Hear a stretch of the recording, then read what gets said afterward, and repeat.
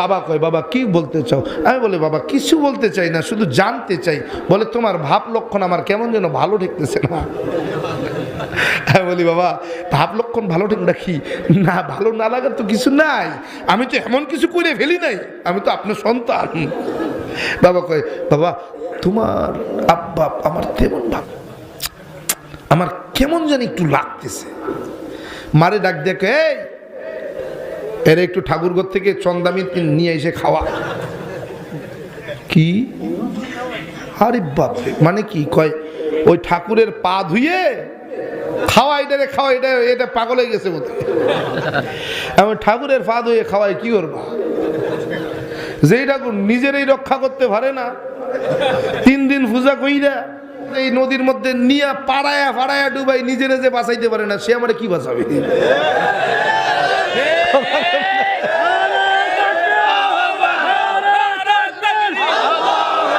তুই পাগল, সত্যি পাগল হয়ে গেছে তোরে, এই পাগলামি তো আটকানো যাবে না।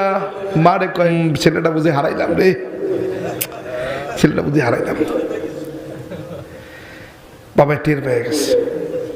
বাবা কয় বাবা তুই কি মুসলমান টুসলমান হয়ে গেছো নাকি? ও না, হই নাই, এগুলো কেবল একটু দেখতেছি। আসলে মুসলমানরা এতদিন যাবো, কিন্তু এখন দেখি আমরা মূর্খ। কারণ খালি এইটুক দেখি তো আর মুসলমান হওয়া যায় না, আর একটু দেখা দরকার না? ওটা কি দেখবি? আমি বললাম শুনছি খালি ওদের নবী নাকি মানে দুনিয়ার জমিনে যেই দেখতো সেই নাকি পাগল হয়ে যেত। নবী নাকি এত সুন্দর ছিল, সেই নবী নাকি কোনোদিন কাউরে গালাগাল তো দূরের কথা, কারোর সঙ্গে। ওই নবীরা তো দেখি নাই, কিন্তু ওই নবীর হাদিস পড়ে দেখছি। হাদিসের মধ্যে যা দেখলাম তাতে আমার মনে হইল নবী মনে হয় সত্যিই নবী। মানে কি? আমি বললাম বাবা একটা ওয়াকিয়া পড়লাম। কি? নবীর আদর্শের একটা বয়ান পড়লাম। সেটা বয়ানটা পড়ার পরেই চিন্তা করতেছি এইরকম নাকি মুসলমানের আদর্শ? এই আদর্শ যদি নবীর আদর্শ হয় তাহলে এটা মুসলমানেরও আদর্শ। বলে তুমি যে রসুলের আদর্শ, এই রসুলের আদর্শ তুমি বাস্তবে পাবে না। ওরা সব রসুলের আদর্শকে মুছে গিয়েছে, ওরা রসুলের আদর্শ থেকে বের হয়ে গিয়েছে। তারা রসুলের আদর্শ বাস্তবায়ন করতে চায় না, আদর্শ অনুযায়ী জীবন সাজাতে চায় না। তারা শুধু নামে মুসলমান, তারা শুধু নামে মুসলমান। আমি অনেক গবেষণা করেছি, অনেক গবেষণা করেছি। বাবা বলতেছে আমি অনেক গবেষণা করেছি, গবেষণা করে 0 পেয়েছি। তারা সত্যিকারের নামে মুসলমান, কামে মুসলমান না। আফসোস। বাবাকে বললাম বাবা আপনি যেই আদর্শ তালাশ করে পাননি, আমি ইসলাম গ্রহণ করে সেই আদর্শকে বাস্তবায়ন করার জন্যই ইসলাম গ্রহণ করতে চাই। বাবা কয় শুধু কষ্ট পাবে, কষ্ট পাবে, তুমি কষ্ট ছাড়া কিছু পাবে না। আমি বললাম বাবা ইসলামটা এমন একটা গোলাপের মতো, তো এক গোলাপের মতো। বাবা বলে কি বলতে চাও?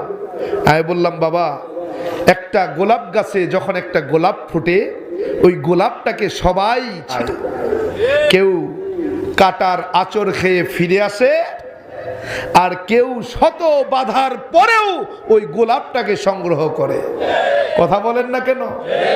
বাবা আমি সেই কাটার খোঁচার আঘাত খেয়ে ওই গোলাপকে পেতে চাই। বাবা বলে কি বলো? আমি বললাম বাবা আমি সেই ইসলামকেই পেতে চাই। বাবা বলে ইসলাম তো খুব গরিব, দরিদ্র, দরিদ্রতা ছাড়া ইসলামে কিছু নেই। আমি বললাম বাবা আমি জানি, আমি যেই শান শওকতে জন্মগ্রহণ হয়েছি, ইসলামে হয়তো সেই শান শওকত নেই।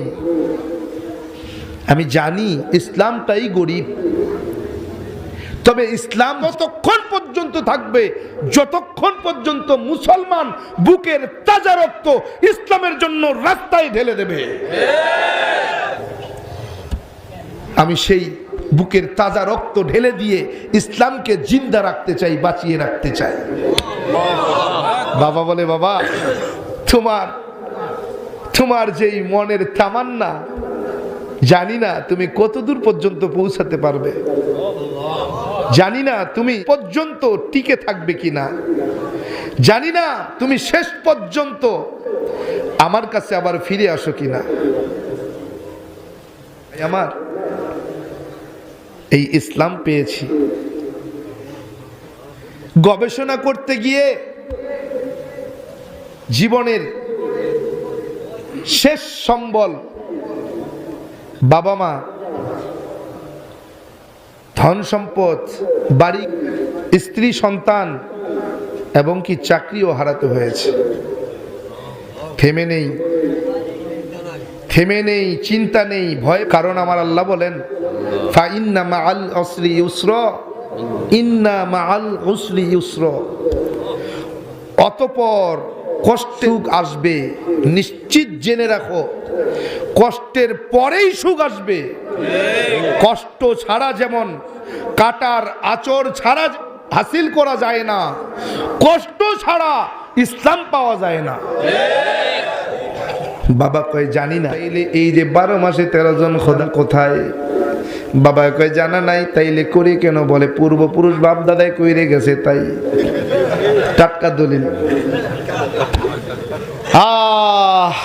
আমি বললাম, বাবা যেহেতু এর কোনো দলিল নাই তো মানি কেন?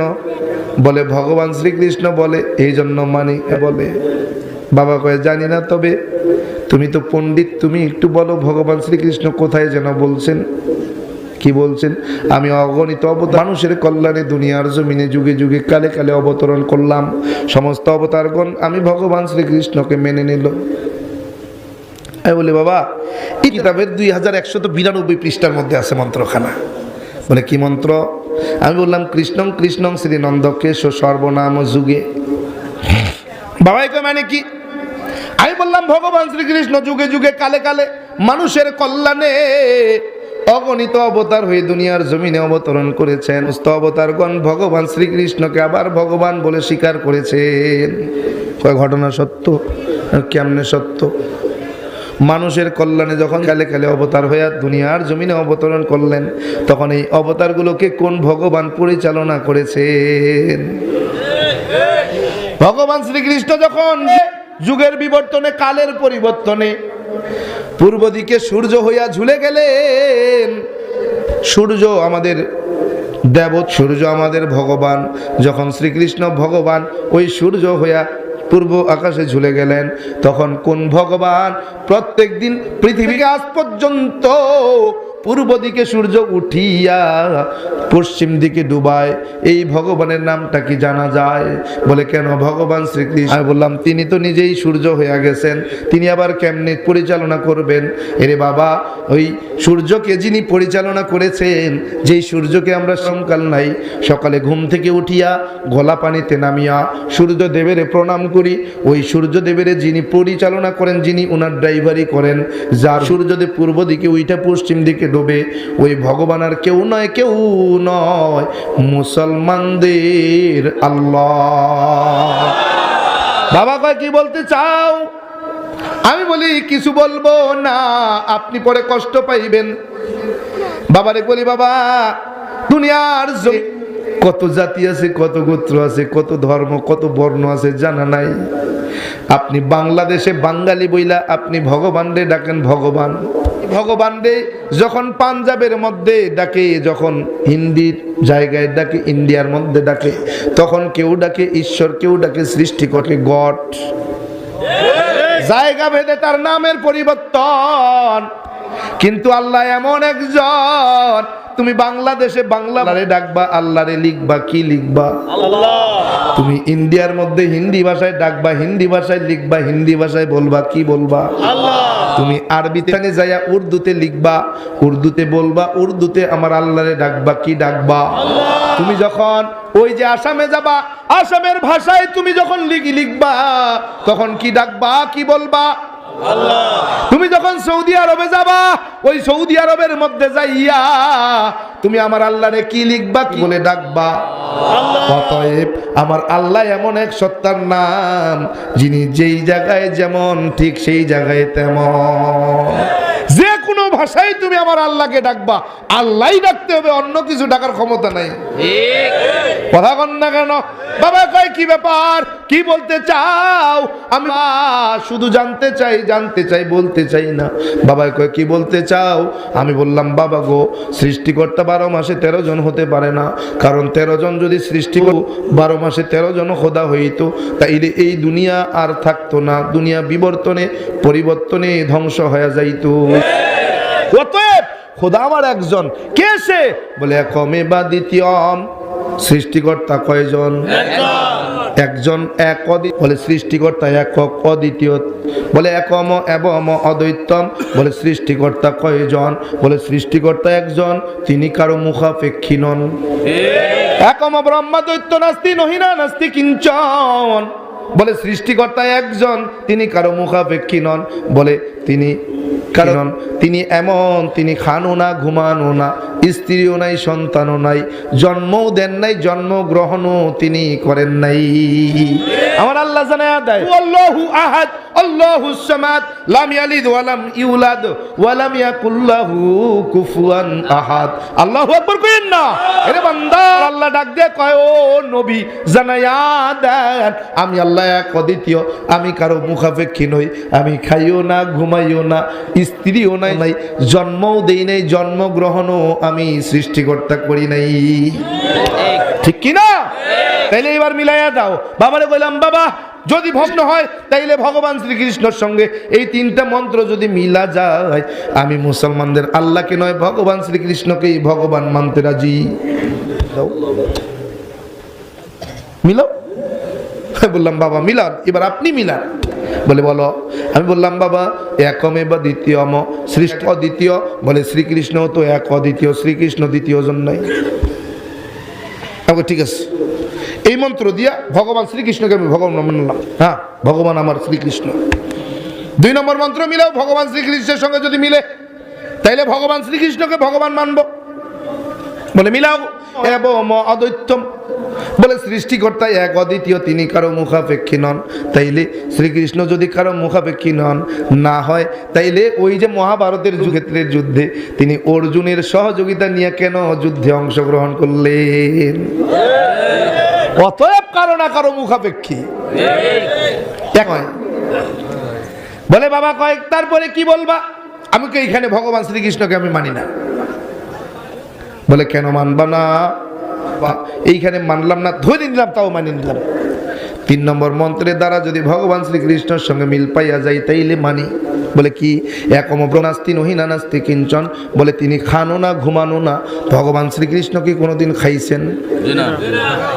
খায় নাই। কয় খাইছে, খালি মাখন চুরি করে খাইছে, মাখন চুর। কথা কন না কা? কয় খাইছে খালি, তাই না ঘুমাইছেও। তার মানে এইবার একটু বাড়ি ভগবান শ্রীকৃষ্ণকে ভগবান মানি। বলে কি? বলে তার স্ত্রীও নাই, সন্তানও নাই। তাইলে ভগবান শ্রীকৃষ্ণের তো স্ত্রী নাই, বিয়ে করে নাই। বলে 1 জন 2 জন না, 16,000 স্ত্রী তার। এখন কোন তো বাবা কয় তারপর কি বলবা? বাবা ভগবান সৃষ্টিকর্তা নাকি জন্মগ্রহণও করেন নাই, কাউকে জন্মও দেয় নাই। যদি তাই হয় ভগবান শ্রীকৃষ্ণ কি জন্মগ্রহণ করছে এরকম জানো? বাবা কয় কি বলতে চাও? আমি বললাম বাবা কংস মামার জেলখানায় ভগবান শ্রীকৃষ্ণের জন্ম হয়। 24 রাত্রিতে বাবা মাথায় করে নিয়ে আরেক রাজ্যে দিয়া যায়। ভগবান শ্রীকৃষ্ণের জন্মাষ্টমী ব্রত এজন্য প্রত্যেক বছর তো হয়। দেখেন না আপনারা শ্রীকৃষ্ণের জন্মাষ্টমী ব্রত, মানে জন্মদিন পালন করে তারা।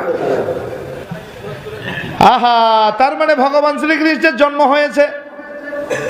এই 3 মন্ত্র দ্বারা যেই খোদার সঙ্গে আপনি মিলাইবেন, 3 মন্ত্র দ্বারা সঙ্গে মিলা যায়, আমি সেই খোদাকে খোদা মানতে রাজি আছি, নচেত নয়। বাবা কয় কি বলতে চাও? তাইলে কি তুমি আমারে ছাইরা চইলা যাইবা? আমি বললাম বাবা এই মন্ত্র যার সেই আমার আল্লাহ, সেই আমার সৃষ্টিকর্তা। বলে কেমন? আমি বললাম বাবা আল্লাহ এমন একজন যার সঙ্গে এই 3 মন্ত্রের মিল পাওয়া যায়। বলে কেমন? হু আল্লাহু আহাদ, আমি আল্লাহ এক অদ্বিতীয়। আল্লাহ পাক রব্বুল আলামিন জানায়া দেয়, ও নবী জানায়া দেন আমি আল্লাহ এক অদ্বিতীয়। আল্লাহ, আমি আল্লাহ কারো মুখাপেক্ষী নই। লাম ইয়ালিদ ওয়া লাম ইউলাদ, আমি খাইও না ঘুমাইও না, স্ত্রীও নাই সন্তানও নাই। ওয়া লাম ইয়াকুল্লাহু কুফুয়ান আহাদ, আমি দেই নাই জন্মগ্রহণও কখনো করি নাই। আহা, তাইলে আমার আল্লাহ হলো আল্লাহ, যেই আল্লাহ এক, যেই আল্লাহ সব জায়গায় গেলে আল্লাহ থাকে, যেই আল্লাহর নামের পরিবর্তন ঘটে না, যেই আল্লাহর নামের পরিবর্তন ঘটে না, যেই আল্লাহর স্ত্রী নাই সন্তান নাই। ভগবান মানবা, শিবেরে মানবা, দেখো শিবের দুর্গা আছে, তুমি কালীরে মানবা, কালীরও স্বামী আছে। এরে বান্দা তুমি কারে মানবা? বলে ব্রহ্মারে মানবা, ব্রহ্মারও স্ত্রী। বিষ্ণুরে মানবা, বিষ্ণুরও স্ত্রী আছে। তুমি কারে ভগবান মানবা বলো? বাবা কয় জানি না, তবে দোয়া করি, আশীর্বাদ করি, যেখানে থাকো যেভাবে থাকো আশীর্বাদ করি। বাবার এই আশীর্বাদ নিয়ে